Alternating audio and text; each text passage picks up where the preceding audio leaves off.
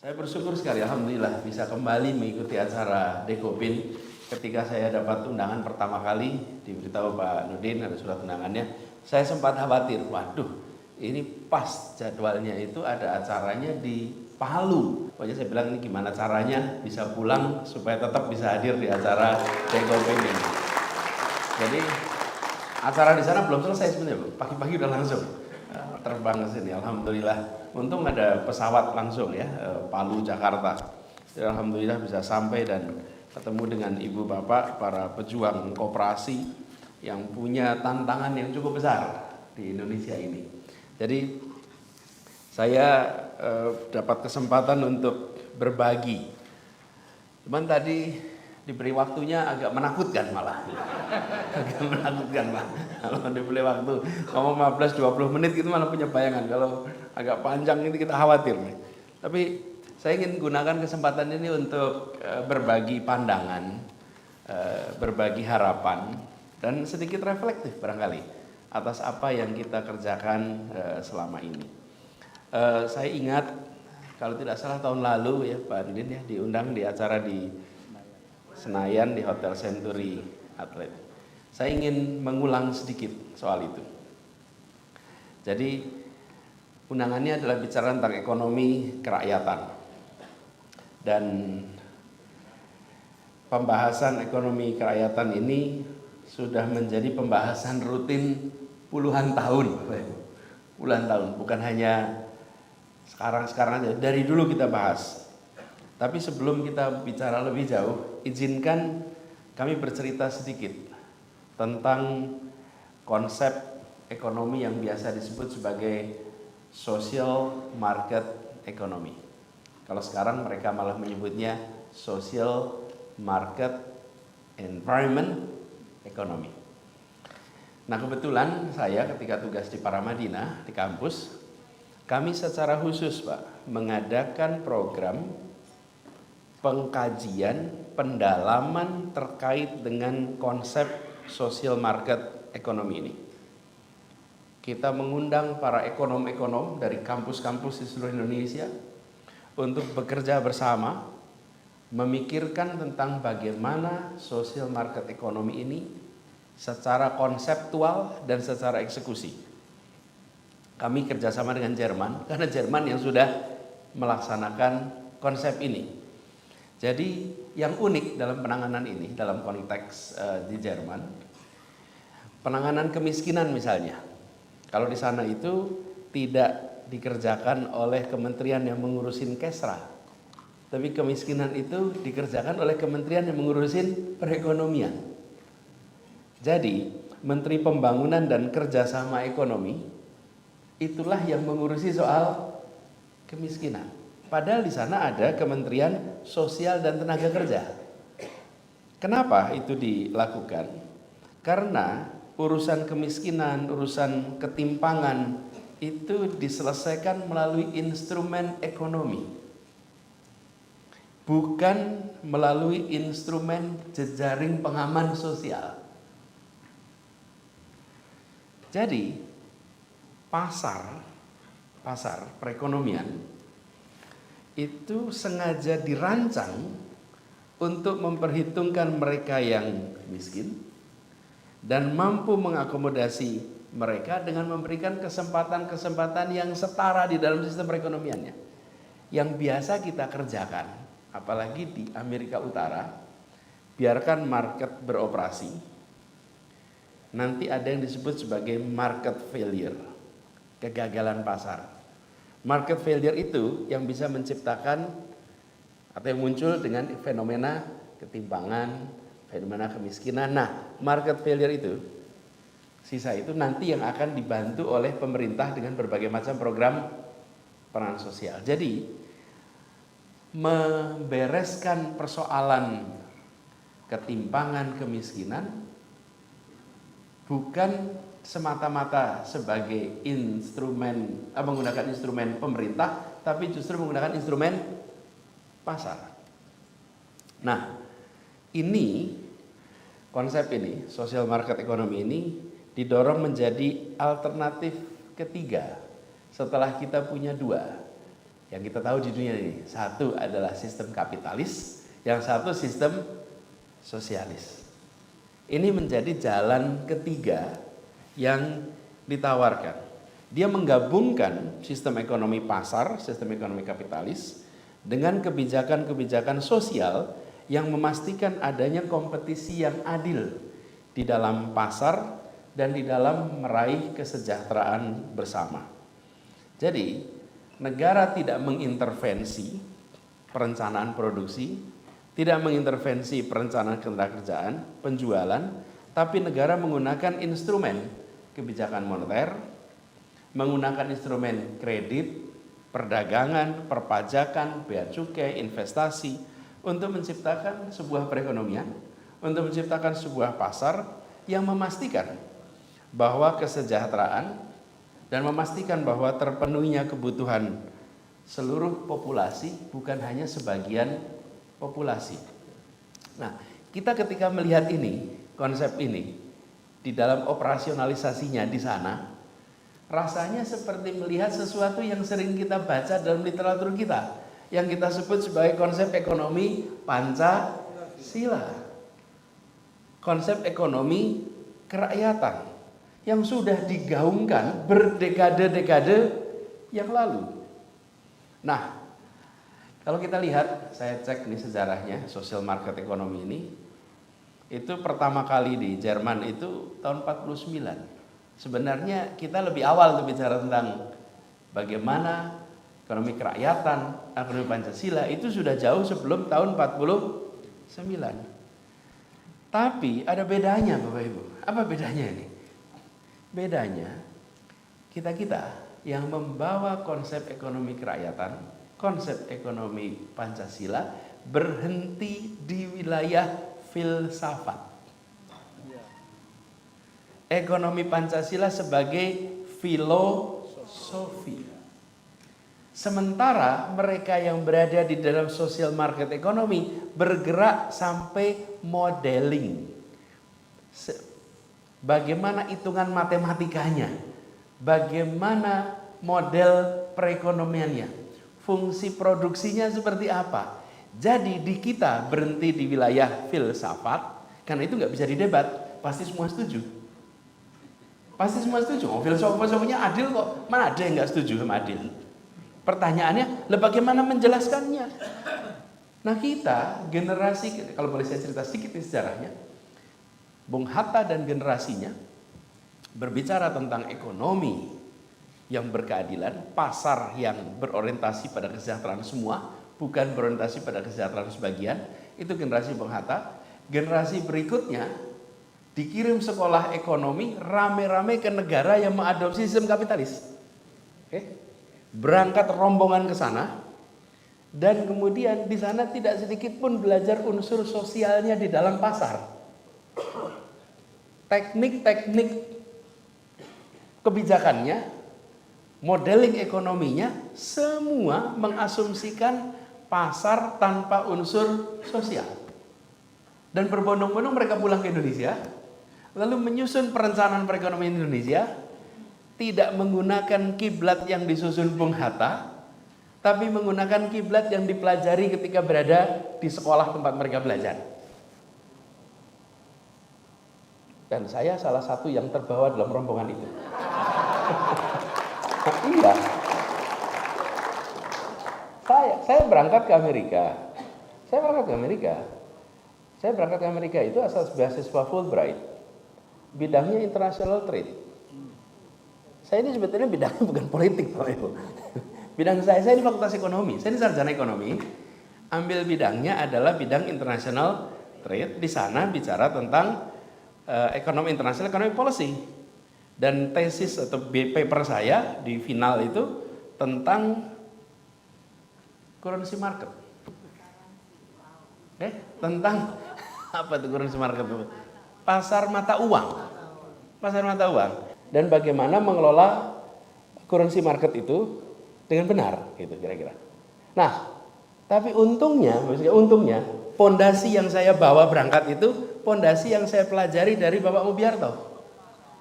Karena saya belajar ekonomi di Fakultas Ekonomi Universitas Gadjah Mada, Guru saya namanya Profesor Mubiarto yang bicara ekonomi Pancasila. Jadi, ketika saya berangkat ke sana, saya lihat itu, beda ya gitu di sana. Nah, jadi ketika kemudian saya ketemu dengan instrumen-instrumen itu, saya kemudian membaca, begini rupanya cerita Republik ini. Oke. Ketika kami belajar ekonomi Pancasila, ekonomi kerakyatan, nggak ada modelingnya Bapak Ibu. Nggak ada. Mana modelnya? Coba kalau Bapak Ibu tanya, ini mana modelnya? Fungsi produksinya seperti apa? Coba ditunjukkan rumusnya, nggak kelihatan. Sementara ketika saya bicara belajar tentang ekonomi yang kapitalis, di situ ada fungsi produksinya. Di situ missing link-nya kita. Oke? Karena itu ketika saya kemarin bertugas sebagai rektor di Universitas Madinah, saya bicara, yuk kita bahas bagaimana menerjemahkan ekonomi kerakyatan, ekonomi Pancasila dalam sebuah model-model perekonomian, model-model ekonomi yang matematikanya bisa dihitung.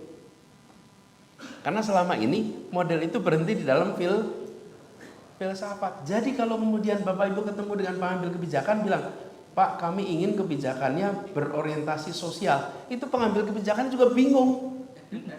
Loh, tunjukkan saya caranya. Kalau dalam pidato saya bisa pidatokan.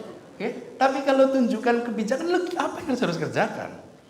Kenapa contoh dari social market ekonomi di Jerman itu menarik? Dan itu ada ilmunya sekarang. Dan yang menarik, kampus-kampus di Amerika Serikat mulai mengimpor dosen-dosen dari Jerman untuk mengajarkan social market ekonomi di pusatnya kapitalisme di Amerika Serikat.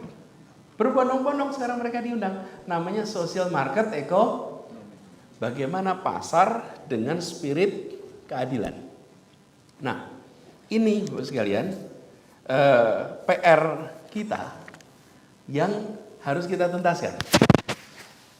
Ketika kita mengkaji ini dengan banyak ekonom-ekonom Indonesia, semuanya merasa alhamdulillah, akhirnya filosofi yang kita punyai itu punya instrumen aplikasinya.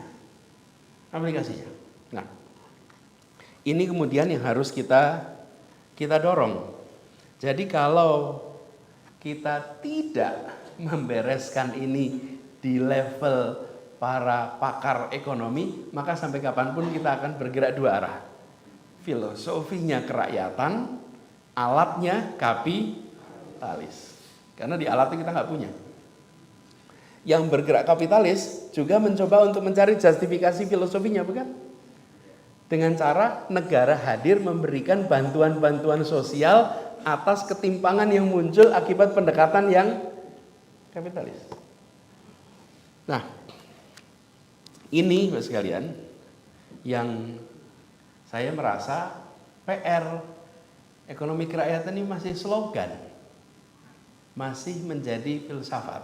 Jadi ke depan kita harus melakukan pengembangan keahlian di dalam menerjemahkan filsafat ekonomi kerakyatan menjadi instrumen kebijakan ekonomi kerakyatan.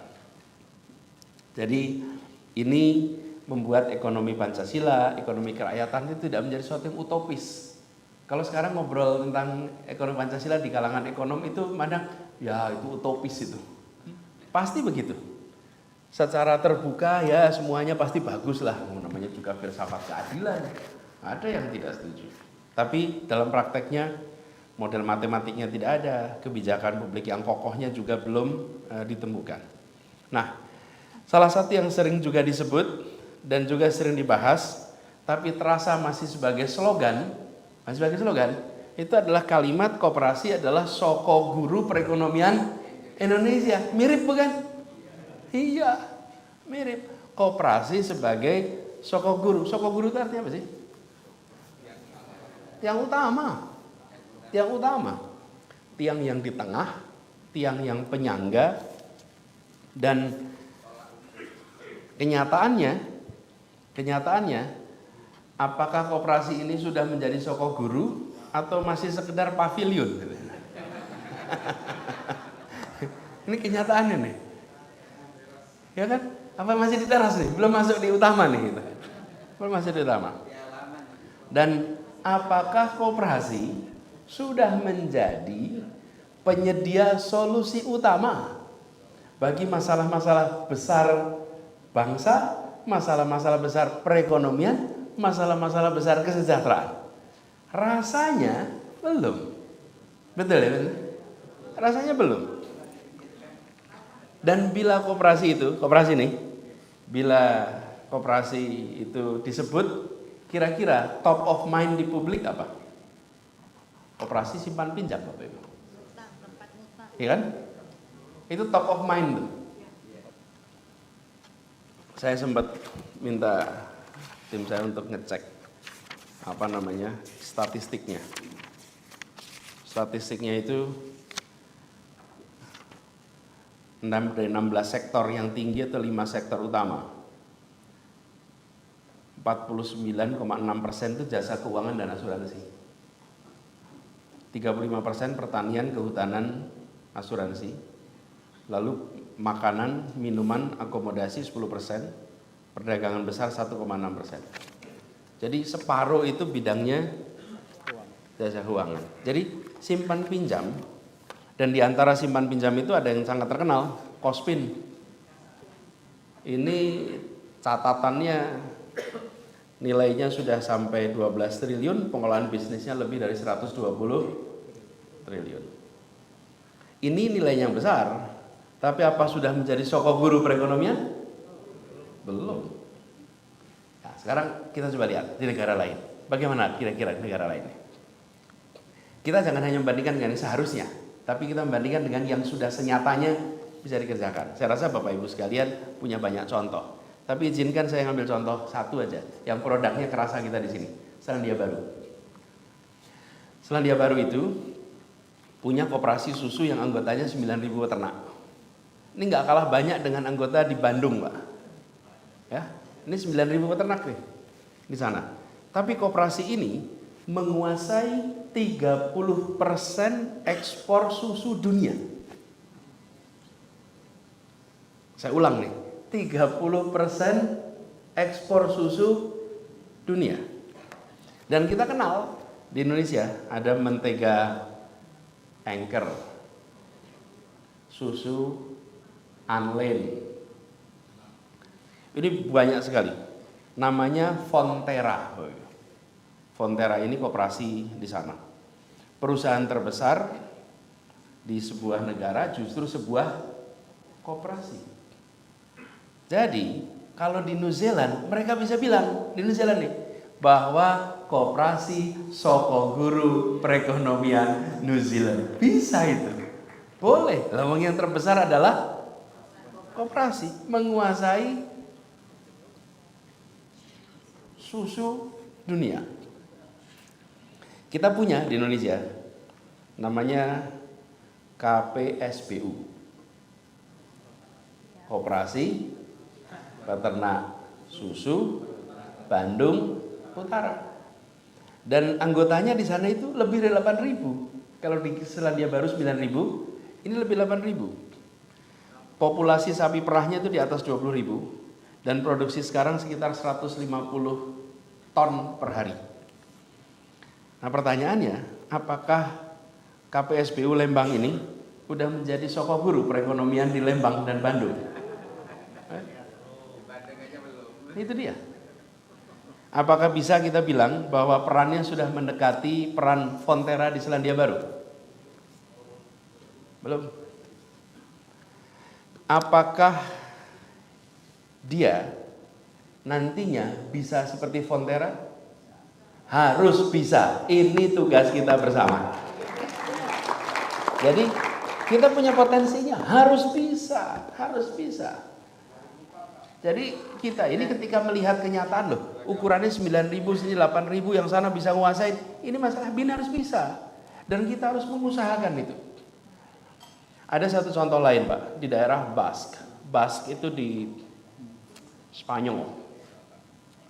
Ada koperasi namanya Mondagron. Bidangnya bisnis, keuangan, retail. Ini pekerjanya 80.000 orang, ada 250 anak perusahaan. Dan mereka punya sebuah kebijakan yang unik, yaitu tentang rasio upah. bahwa rasio upah pegawai paling rendah dan paling tinggi tidak boleh 5 kali lipat. Dan mereka ikut menentukan arah kebijakan. Ketika Spanyol kemarin menghadapi kontraksi, krisis global, mereka bersama-sama mengambil keputusan bukan mengurangi tenaga kerja, tapi mengurangi gajinya, mengurangi anggarannya secara bersama-sama, tapi tenaga kerjanya tidak dikurangi. Inilah contoh ketika fungsi produksinya itu berubah. Kita biasanya dalam perekonomian itu total produktivitas itu ada fungsinya. Ada sumber daya kapital nomor 1, labor, tanah, teknologi, kemudian dia menjadi persamaan fungsi produksi. Nah, ini contoh ekonomi kerakyatan. Ada juga contoh lain di Yunani, Pulau Sifnos. Ini penduduknya sekitar 3.000 orang, bikin koperasi, memproduksi listrik dari sumber terbarukan untuk 100% kebutuhan listrik sendiri.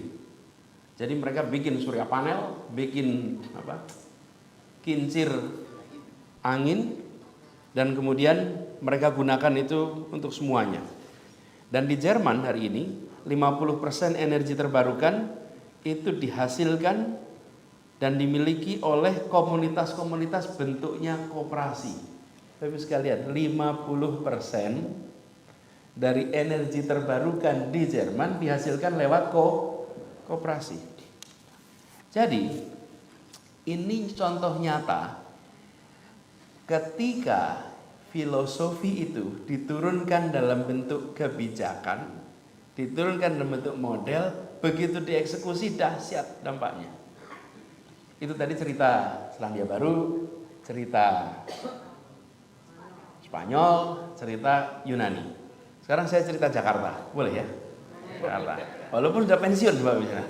Ada pensiun, tapi saya cerita Jakarta, boleh kan? Boleh. Jadi ketika kami bertugas di Jakarta, kita melihat ini nggak bisa kita membiarkan begini saja negara rakyat berinteraksi tanpa ada sebuah institusi yang mengatur bersama. Jadi kita gunakan pendekatan koperasi ini untuk sebuah dalam tanda kutip policy eksperimen, policy breakthrough yang belum pernah terjadi sebelumnya.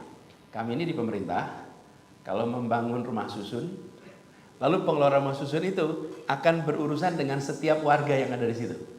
Tagihannya, maintenance-nya, begitu kira-kira. Semua kita kerjakan. Nanti pada bayar tuh bulanan. Seperti itu apartemen. Nah, kampung akuarium itu kampung yang dulu digusur. Hilang, kemudian kami bangun kembali kampung itu. Dibangunlah tower di sana. Dan warganya kembali masuk ke sana. Nah, ini kita ubah konsepnya. Bukan pemerintah berurusan dengan per warga, kami minta mereka membuat koperasi untuk mengelola itu semua. Namanya Koperasi Akuarium Bangkit Mandiri. Mereka menjadi entitas berkumpulnya seluruh warga yang tinggal di sana harus anggota koperasi. Tanpa anggota koperasi tidak bisa ikut tinggal di rumah susun. Harus. Lalu seluruh pengelolaan rumah susun itu dikelola oleh koperasi. Pembayaran bulanan oleh koperasi. Jadi negara tidak berurusan langsung dengan rakyat, tapi berurusan lewat koperasi. Kan kita biasanya panggil manajer bikin PT mengelola rumah susun, bukan? Manajemen building. Lah kenapa manajemennya PT? Apa yang terjadi ketika ini dilakukan? Semua memiliki peran yang sama. Ya Bapak Ibu tahulah prinsip pengelolaan koperasi. Apa yang terjadi? Kemudian warga itu bersatu, bekerja bersama, dan berurusan dengan pemerintah sebagai sebuah entitas. Jadi kami bukan malah berinteraksi dengan warga langsung dan memecah belah warga, bukan. Justru kami ingin warga bersatu lewat entitas koperasi. Ini sudah dijalankan. Dan itu pertama kali ada pemerintah mengelolakan sebuah tempat miliknya. Ini kan asetnya aset pemerintah, tapi oleh koperasi. Itu lamanya di mana? Lamanya cari regulasinya, Bapak Ibu. Apa artinya? Kita tidak memiliki policy framework yang memberikan ruang pada koperasi untuk mengelola seperti ini. Itu. Jadi itu yang saya katakan tadi, selama kita tidak menerjemahkan di dalam bentuk regulasi, ini sulit koperasi itu tumbuh, sulit. Regulasinya disiapkan. Jadi kami itu bertaruhnya di mana? Nanti kalau pemeriksaan BPK bagaimana? Betul kan? Nanti kalau penghitungan dalam tanda kutip nilainya yang layak seperti apa? Wah, itu rumitnya di situ. Nah, ini sudah kita lakukan. Jadi kami ingin bilang begini Bapak sekalian. Kalau kita mau menanyakan apa yang akan dikerjakan besok, jangan tanya apa isinya besok mau dikerjakan. Semua orang bisa ngarang apa saja Bapak Ibu. Bapak Ibu sekalian, cari semua calon gubernur, calon wali kota, calon presiden, bicara depan Bapak Ibu sekalian. Tanya, apa yang akan dikerjakan untuk koperasi? Semua jawabannya menyenangkan kuping Bapak Ibu sekalian. Iya, pasti. Semuanya akan bilang, oh iya, kami akan bikin koperasi top, koperasi nomor 1. Semua akan bilang begitu. Dan Bapak Ibu dengerin, wah ini cocok ini, ya. Ini cocok ini sama kuping saya cocok nih gitu ya. Oke, pas tahun berikutnya berjalan, kok Rauno nggak ada kenyataannya ya gitu. Nah kami nggak mau menawarkan itu Bapak Ibu sekalian. Yang kami mau tawarkan adalah rekam jejak kenyataan yang sudah terlaksana. Itu yang kita tawarkan. Kenapa? Karena ini rumus ini dalam psikologi 101 nih, semua yang belajar ilmu psikologi tahu. The best predictor of your future behavior is your past behavior. Okay? Prediktor terbaik untuk perilaku di masa depan adalah perilaku di masa lalu.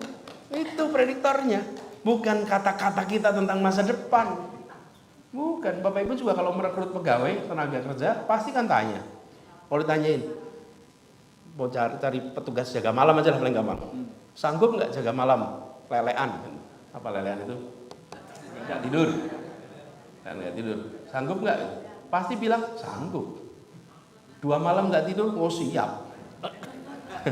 Bapak Ibu terus percaya gitu? Nggak mungkin lah. Bapak Ibu lihat CV-nya. Oh, nggak pernah tugas jaga malam, kok ngaku bisa jaga malam? Ya nggak akan terjadi. Jadi Bapak Ibu sekalian, berhentilah fokus pada visi misi. Karena visi misi itu bisa disusun orang lain dan bisa indah sekali. Lupakan itu Bapak Ibu. Visi misi. Setiap kali ada kandidat datang, saya ingin dengar visi misi. Hanya mesti bagus Bapak Ibu. Mesti bagus. Terus apa yang Bapak Ibu dapat dari visi misi yang bagus itu? Keterpesonaan sementara. Ya, itu yang Bapak Ibu dapat. Tanyakan rekam jejak. Tanyakan rekam jejak. Visi misi itu imajinatif, tapi rekam jejak itu realita. Rekam jejak itu kenyataan. Nah, kami mau coba di Jakarta ini. Ketika kemarin kami kerjakan, coba dengan pendekatan ini. Makanya saya katakan tadi namanya policy experiment, policy breakthrough, di mana kita siapkan regulasinya supaya koperasi itu jalan. Sekarang harapan saya pendekatan ini diteruskan. Kita lakukan untuk Kampung Bukit Duri. Di Bukit Duri itu warganya dulu digusur, kita buatkan rumah susun yang baru. Sekarang mereka menggunakan koperasi juga untuk mengelola itu. Oke. Nanti Kampung Bayam menggunakan koperasi juga untuk mengelola. Nah, kita berharap nanti semua yang baru-baru di Jakarta itu menggunakan koperasi. Kita sudah mulai. Mudah-mudahan diteruskan. Tanda tangannya sudah tidak saya lagi soalnya. Kan itu soal tanda tangan gitu kan. Nah, tapi arahnya sudah dan berjalan. Jadi Bapak Ibu sekalian, ketika awal tahun lalu, awal tahun ini, kami semua diundang, para gubernur ke Nusantara, ibu kota baru. Kami diminta untuk membawa tanah dan air. Nah, kami nggak bawa air mistis-mistis. Kami tidak bawa tanah mistis-mistis, bukan. Tidak. Kami nggak bawa itu semua. Yang dari leluhur mana, enggak. Yang kami bawa itu adalah tanah dari kampung akuarium untuk membawa pesan bahwa republik ini didirikan oleh rakyat kebanyakan dan kita harus mengelolanya dengan pendekatan yang mengandalkan pada pendekatan disusun konstitusi kita berbasis kerakyatan, tanpa penggusuran yang seperti biasa kita kerjakan. relokasi itu tidak bisa dihindari Bapak Ibu sekalian. Dalam semua pembangunan relokasi tidak bisa dihindari.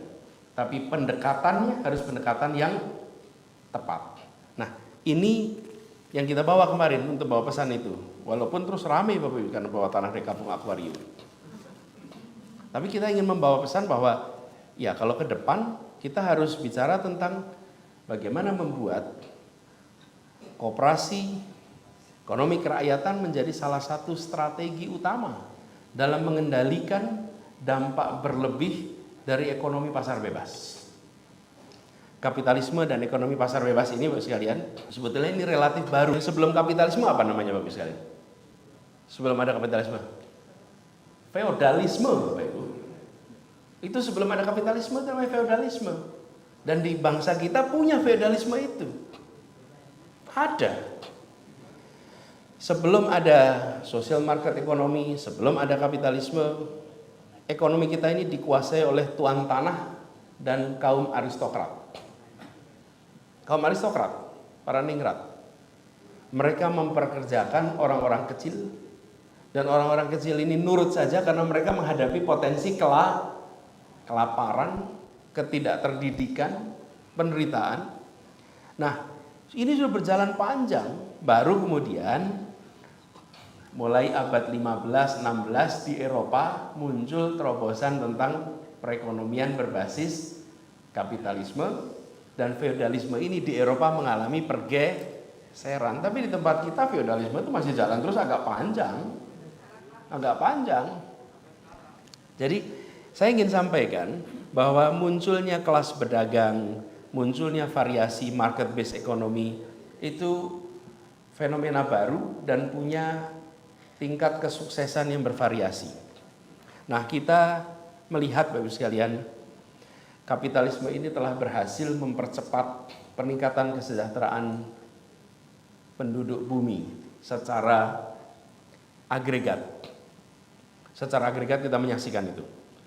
Jadi gedung ini, kenyamanan yang kita nikmati ini, itu contoh bagaimana sebuah pendekatan itu berhasil memberikan kenyamanan hidup bagi begitu banyak orang. Tapi dia punya dampak yang side effect yang tidak kalah dahsyat. Nah, kita menyaksikan kita di ruangan ini, AC-nya nyaman bukan? Terangnya enak bukan? Oke, tapi untuk ini bisa terjadi apa Bapak sekalian? Emisi yang dihasilkan oleh gedung ini, itu gedung-gedung seperti ini, itu menyumbang 30% dari emisi efek rumah kaca di dunia ini. Sumbangannya 30% dari gedung. Kenapa? Lah wong AC-nya nyaman begini. Nah itu residunya kemana Bapak Ibu? Betonnya. Lalu listriknya. Listriknya dimunculkan dari mana ini? PLTU Bapak Ibu. PLTU-nya di sekitar Jakarta. Itu keluar dalam bentuk cerobong asap yang mengotori lingkungan kita. Jadi ada ketidakpedulian pada kerusakan lingkungan, ada ketimpangan yang melebar akibat distribusi income dan kesejahteraan yang tidak setara, ada kegagalan pasar, dan ada siklus ekonomi yang boom and bust. Nah, ini Bapak sekalian, seperti juga perkembangan teknologi, perkembangan ilmu itu mengalami fase-fasenya. Dan sekarang ini kita menyaksikan bahwa feodalisme dialihkan dengan sistem kapitalis, lalu ada alternatif sosialis, lalu sekarang muncul social market ekonomi. Nah, bagaimana dengan kita di Indonesia? Dari pengalaman kami kalau melihat di Jakarta, caranya bukan dengan memusuhi satu sistem, tapi dengan membuat terobosan dan dibesarkan. Terobosan dibesarkan. Jadi kita harus mendorong perubahan, tapi perubahan itu tidak harus drastis. Perubahan itu bisa dikerjakan secara bertahap. Sembari koperasinya pun mengalami pertumbuhan secara bertahap. Jadi kita membayangkan Bapak sekalian, membangun institusi-institusi alternatif di dalam sistem yang lama, dan salah satu institusi yang bisa diandalkan adalah institusi koperasi. Itu yang paling bisa diandalkan.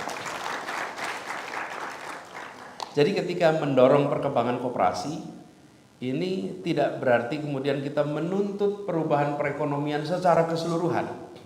Namun kita membangun organisasi yang lebih menjanjikan kesetaraan bagi mereka yang terlibat di dalamnya. Dan bila koperasi ini bisa membuktikan, bisa menyelesaikan masalah-masalah besar, bisa menyelesaikan masalah-masalah mendasar, tidak hanya sebagai lembaga simpan pinjam, maka koperasi dengan sendirinya akan tumbuh, koperasi akan beralih menjadi mainstream, dan insya Allah bisa menjadi mesin utama perekonomian Indonesia.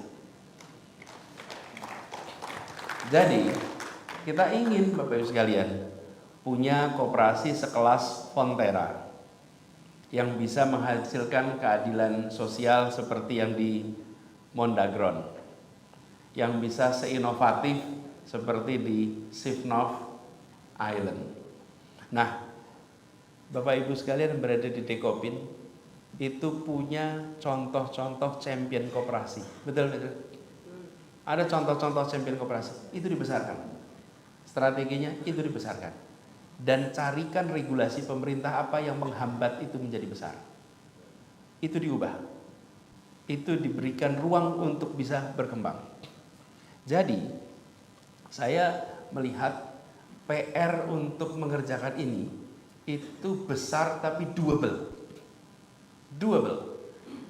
Hanya kita-kita yang berada di dalam pemerintahan itu harus mau mencari ruang policy apa yang harus diubah, ruang policy apa yang harus diberikan.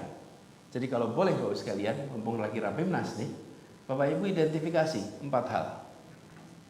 1, terkait kebijakan untuk koperasi nih, hal apa yang harus diteruskan dan ditingkatkan oleh pemerintah. 2, hal apa yang harus dikoreksi oleh pemerintah. 3, hal apa yang harus dihentikan oleh pemerintah. Oke. 4, terobosan apa yang harus dikerjakan oleh pemerintah. Itu semua terkait dengan koperasi. 4 ini Bapak Ibu. Jadi kita bukan bicara tentang ekonomi kerakyatan berkeadilan dengan utopia terus mau diterjemahkan ke Indonesia, mau diterjemahkan ke keseharian kita. It won't work. Berjalan. Kita lihat prosesnya, jangan deduktif kira-kira kalau itu. Teorinya lalu kita mau terapkan, jangan, pendekatannya lebih induktif. Lihat kenyataannya lalu identifikasi 4 itu. Apa yang harus diteruskan dan ditingkatkan, apa yang harus dikoreksi, lalu apa yang harus dihentikan atau diganti, diberhentikan. Lalu yang keempat adalah apa yang baru, apa yang harus dimulai. Dari sisi koperasinya, identifikasi champion-champion koperasinya siapa. Harus think big, start small. Berpikirnya besar, bekerjanya mulai dari yang kecil, yang nyata nih. Jadi kalau tadi kita bicara koperasi peternak susu Bandung Utara misalnya tuh, atau Kospin misalnya nih, ya apapun lah, Bapak Ibu yang lebih tahu, Bapak Ibu yang berada di dalam institusi ini, mana yang bisa jadi champion, mana yang bisa menjadi pembuka, identifikasi itu, lalu seriusi untuk itu diberikan ruang tumbuh berkembang, sehingga nantinya kita bisa memiliki contoh-contoh. Bapak Ibu sekedar informasi, saya tidak menghentikan pengelolaan rumah susun lama di Jakarta diubah jadi koperasi. Tidak Bapak Ibu. Saya menerapkan pada yang baru, yang lama belum diganti. Kenapa? Biar yang baru ini terbukti dulu nih. Jalan terbukti berapa tahun, 5 tahun, 6 tahun, lalu dilihat, nah baru yang lainnya mengalami perubahan. Kita kadang-kadang kalau bikin perubahan tuh pengen sekarang, pengen lakukan, tepuk tangan buat pemilu ditunjukkan, gitu Bapak Ibu. Jangan, bubar semua. Ini bukan, ini perubahan untuk kesejahteraan rakyat. Jangan kita kerjakan semuanya, pokoknya asal kelihatan angka statistiknya keren. Jangan. Senyatanya terjadi perubahan. Jadi kami kebijakannya yang baru kita terapkan dengan pola koperasi. Nah, ini kira-kira ke depan saya berharap Dekopin ambil positioning ini. Ambil positioning ini. Jadi Rapimnas ini harapannya itu bisa mengambil isu-isu strategis yang tadi saya usulan ini. Pikirkan sama-sama. Dan harus kita manfaatkan momentum pasca pandemi ini sebagai kesempatan untuk restarting our economy on the right track. Restarting economy on the right track. Pemerintahnya memberikan ruang, akademiknya mulai memasukkan itu yang saya sebut tadi sebagai ekonomi kerakyatan, sebagai konsep perekonomian. Lalu semua yang bergerak di bidang koperasi itu mengidentifikasi. Jadi nantinya ketika kita bicara tentang cita-cita Republik ini menghadirkan keadilan sosial, maka keadilan sosial itu bisa diraih lewat proses perekonomian yang baik, yang benar. Bukan sekedar dari tangan pemerintah. Dan dengan begitu maka itu self-sustaining. Bapak sekalian, kesejahteraan berkeadilan yang lewat mekanisme pasar itu self-sustaining. Kalau berkeadilan lewat kebijakan pemerintah, pemerintahnya ganti bisa tidak sustain Bapak Ibu. Tapi kalau lewat mekanisme pasar dia akan self-sustaining. Nah, selama ini, kalau boleh saya itu sebagai kalimat bahan penutup, selama ini kita mengasumsikan mekanisme pasar itu efisien, tapi kita tidak memasukkan unsur fairness, justice di dalam ekonomi pasar. Itulah yang kira-kira nanti harus kita kerjakan sama-sama. Jadi Bapak sekalian saya hormati, ini adalah harapan, ini adalah cerita tentang apa yang sudah dikerjakan dan bagaimana ke depannya itu bisa kita ekstrapolasi, bisa kita besarkan untuk seluruh Indonesia. Nah, kami berharap Dekopin bisa mencerna ini semua, merenungkannya, dan mudah-mudahan mewujudkan dalam bentuk langkah-langkahnya. Kami ingin sampaikan terima kasih kepada Ibu Bapak sekalian yang konsisten berada di dalam rute yang senyap ini, rute yang sunyi ini. Ya, ini adalah rute yang tidak banyak yang mengerjakan, betul kan? Ya. Secara jumlah memang besar dari sisi jumlah institusinya, dari sisi jumlah orangnya, tetapi secara porsi di dalam perekonomiannya, nah kita ingin agar skala itu membesar.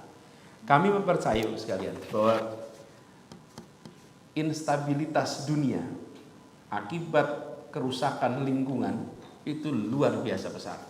Kita akan ditargetkan menurunkan 1,5 derajat suhu kita. Bukan menurunkan, mencegah kenaikan sampai 1,5 derajat. Itu bukan pekerjaan yang ringan dengan aktivitas perekonomian yang kita miliki seperti sekarang. Itu sekalian, kalau kita tidak kerjakan di skala mikro dengan memunculkan institusi seperti koperasi, ini PR-nya akan luar biasa. Indonesia bisa mengerjakan dan Dekopin harus menjadi garda terdepannya. Terima kasih. Assalamualaikum warahmatullahi wabarakatuh.